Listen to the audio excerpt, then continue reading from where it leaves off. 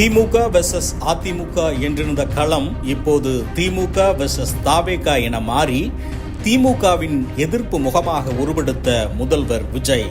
மூன்றாவது இடத்திற்கு தள்ளப்பட்ட அதிமுக அடுத்து எடுக்கப் போகும் அதிரடி மூவ் என்ன விரிவாக பார்க்கலாம்.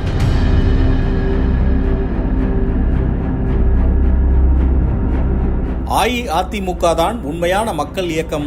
எனக்கு பின்னாலும் எத்தனை நூற்றாண்டுகள் வந்தாலும் இந்த இயக்கம் மக்களுக்காகவே இயங்கும் என்று மறைந்த முதலமைச்சர் ஜெயலலிதா சட்டமன்றத்தில் ஆற்றிய உரையை அரசியல் ஆர்வலர்கள் யாரும் மறந்திருக்க மாட்டார்கள். கண்ணுக்கு எட்டிய தூரம் வரை எதிரிகளே இல்லை என்று ஜெயலலிதா 2014 மக்களவைத் தேர்தல் காலகட்டத்தில் பேசிய நிலையில் கிட்டத்தட்ட 12 ஆண்டுகள் கழித்து அதிமுக ஒரு வரலாறு காணாத வீழ்ச்சியை சந்தித்துள்ளது. 1972 ஆண்டில் எம்ஜிஆரால் நிறுவப்பட்ட அதிமுக அது சந்தித்த முதல் பொதுத் தேர்தலிலேயே வெற்றி பெற்று ஆட்சி அரியணையில் அமர்ந்தது.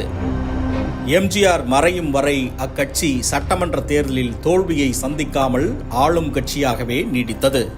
எம்ஜிஆர் மறைவுக்கு பின் அதிமுக ஜானகி அணி மற்றும் ஜெயலலிதா அணி என பிளவு கண்டது. அதைத் தொடர்ந்து வந்த சட்டமன்ற தேர்தலில் கூட அதிமுகவின் ஜெயலலிதா அணி பிரதான எதிர்க்கட்சியாக வந்ததே தவிர மூன்றாவது இடத்திற்கு செல்லவில்லை.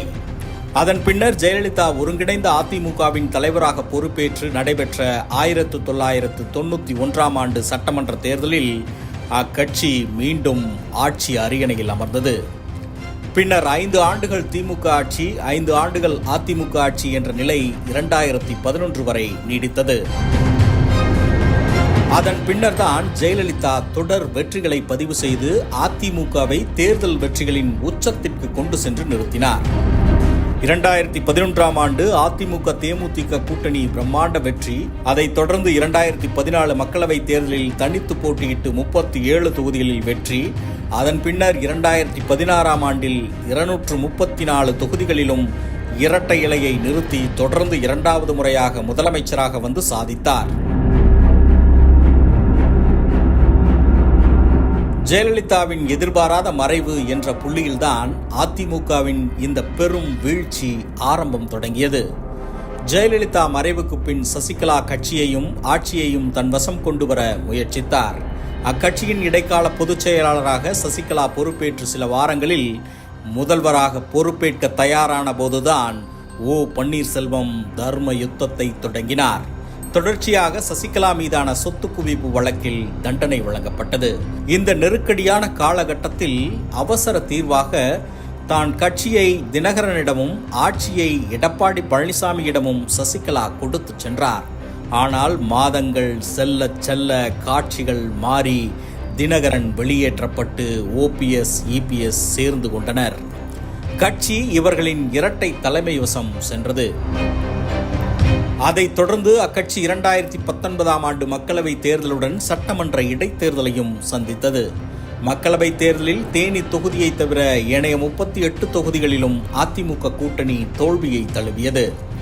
ஆனால் சட்டமன்ற இடைத்தேர்தலில் ஆட்சியை காப்பாற்றுவதற்கு தேவையான வகையில் இடங்களை வென்று 2021 ஆண்டு வரை ஆட்சியை நிறைவு செய்தது. அதைத் தொடர்ந்து நடைபெற்ற 2021 ஆண்டு சட்டமன்ற தேர்தலில் திமுக கூட்டணியிடம் அதிமுக ஆட்சியை பறிகொடுத்தாலும் 60க்கும் மேற்பட்ட இடங்களை வென்று வலுவான எதிர்க்கட்சியாக தன்னை நிரூபிக்கொண்டது. இந்த தேர்தல் தோல்விக்கு பின்னர்தான் அக்கட்சியில் மீண்டும் பெரிய உட்கட்சி குழப்பம் வெடித்தது. இரட்டை தலைமை வேண்டாம் என OPSஐ வெளியேற்றி EPS தலைமையில் கட்சியை கொண்டுவர நிர்வாகிகள் முடிவெடுத்தனர். அதன்படி EPS கட்சியின் பொதுச் செயலாளராக தேர்வானார். OPS மற்றும் அவரது ஆதரவு MLAக்கள் கட்சியிலிருந்து வெளியேற்றப்பட்டனர். இதற்கிடையே நடைபெற்ற உள்ளாட்சி தேர்தலிலும் அதிமுக மோசமான தோல்வியை சந்தித்தது. இதன் தொடர்ச்சியாக 2024 மக்களவைத் தேர்தலுக்கு முன்பாக பாஜக கூட்டணியை அதிமுக முறித்து கொண்டது. 2024 மக்களவைத் தேர்தலில் EPS தலைமையிலான அதிமுகவோ தேமுதிக, புதிய தமிழகம் உள்ளிட்ட கட்சிகளுடன் கூட்டணி வைத்தது. அண்ணாமலை தலைவராக பாஜக தலைமையில் ஒரு அணி தேசிய ஜனநாயக கூட்டணியாக களம் கண்டது. இந்த மக்களவைத் தேர்தலில் அதிமுக அனைத்து தொகுதிகளில் தோல்வியை கண்டதுடன் கிட்டத்தட்ட வாக்கு வங்கி 20லிருந்து 21% என கடும் வீழ்ச்சியை கண்டது. அத்துடன் பல தொகுதிகளில் பாஜக கூட்டணிக்கு பின்னால் 3வது இடத்திற்கு தள்ளப்பட்டது. இந்த தோல்விக்கு பின்னர்தான் அதிமுக மீண்டும் பாஜக கூட்டணியில் சேரலாம் என இபிஎஸ் முடிவெடுத்தார். அண்ணாமலை பாஜக மாநில தலைவர் பதவியிலிருந்து நீக்கப்பட்டார். விஜயின் அரசியல் என்ட்ரியானது 2026 சட்டமன்ற தேர்தலை மையமாக கொண்டு அமைந்தது. அதிமுகவின் யுஎஸ்பி எனப்படும் திமுக எதிர்ப்பு என்பதை விஜய் தனது ஆயுதமாக கையில் எடுத்தார். திமுக ஒரு தீய சக்தி என கூறிய விஜய், அண்ணா, எம்ஜிஆர், ஒரு கட்டத்தில் ஜெயலலிதா போன்ற தலைவர்களை தன் கட்சியின் தலைவர்களாக முன்னிறுத்தினார். செங்கோட்டையன், சிடிஆர் நிர்மல்குமார், சத்யபாமா என பல அதிமுக முன்னாள் தலைவர்களை தாவேகாவுக்குள் வாரி அணைத்துக் கொண்டார்.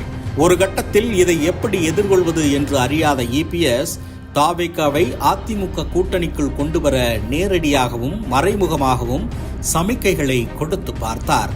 ஆனால் விஜய் அதையெல்லாம் தனக்கு சாதகமாக பயன்படுத்தி திமுக ஆட்சியை வீழ்த்தும் சக்தி தான் என்று கடைசி கட்ட பிரச்சாரத்தை சூறாவளியாக மேற்கொண்டார். அதன் பலனாக 2026 சட்டமன்ற தேர்தலில் திமுக ஆட்சியை வீழ்த்தி பிரதான சக்தியாக விஜயும் தாவேகாவும் உருவெடுத்துள்ளது. திமுக 2ஆம் இடத்திற்கு தள்ளப்பட்டது. வரலாற்றில் முதல் முறையாக சட்டமன்ற தேர்தலில் அதிமுக தலைமையிலான அணி 3வது இடத்திற்கு தள்ளப்பட்டுள்ளது. அதன் தொடர்ச்சியாக அக்கட்சியில் தற்போது மீண்டும் பிளவு ஏற்பட்டுள்ளது. 47 எம்எல்ஏக்களை கொண்ட அதிமுக எடப்பாடி பழனிசாமி தலைமையில் ஒரு பிரிவாகவும், எஸ்பி வேலுமணி, சிவி சண்முகம் தலைமையில் ஒரு பிரிவாகவும் உடைந்துள்ளது. இதில் அதிக எம்எல்ஏக்கள் வேலுமணி தரப்பில் உள்ளனர். இவர்கள் புதிதாக அமைந்துள்ள முதல்வர் விஜய் தலைமையிலான அரசுக்கு ஆதரவு அளித்துள்ளனர். அத்துடன் கட்சியின் பொதுக்குழுவை கூட்டி பல மாற்றங்களை கொண்டு வர வேண்டும் என இபிஎஸ்க்கு எதிராக போர்க்கொடி தூக்கியுள்ளனர். தொடர் தோல்வி மற்றும் பிளவு காரணமாக அதிமுக எதிர்காலம் கவலைக்குரியதாக மாறியுள்ளது.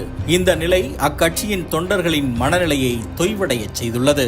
அதிமுக தலைமை எடுக்கப் போகும் அடுத்தடுத்த முடிவுகள் கட்சியை வெற்றி பாதைக்கு அழைத்துச் செல்லுமா, ஒருங்கிணைந்த அதிமுக மீண்டும் உருவாகுமா என்பதை பொறுத்திருந்து பார்க்கலாம்.